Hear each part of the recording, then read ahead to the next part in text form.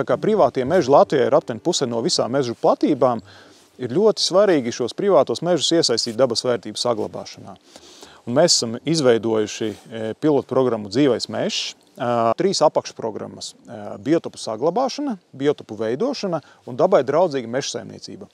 Programma ir balstīta līgumiskajās attiecībās. Tas nozīmē, ka meža īpašnieks pats piesakās šajā programmā, un tad ar meža īpašnieku tiek noslēgts līgums uz 4 gadiem. Mēs esam noslēguši līgumus ar 70 meža īpašniekiem, kopumā 365 hektāru platībā, kur šie meža īpašnieki cenšas savos mežos saimniekot pēc iespējas dabai draudzīgi. Dzīvā meža dalībnieki saņem gan finansiālu atbalstu, gan konsultatīvu atbalstu. Finansiālais atbalsts ir sasaistīts ar konkrētās mežaudzes sastāvu, koku sugām, augšanas apstākļiem. Savukārt konsultatīvais atbalsts ir paredzēts tam, lai meža īpašnieks zinātu, kādas darbības veicamas vai nav veicamas, lai mežā būtu pēc iespējas lielāka dabas daudzveidība. Katru gadu mēs rīkojam dažādus seminārus par dabas vērtību atpazīšanu, dabai draudzīgu meža saimniecību.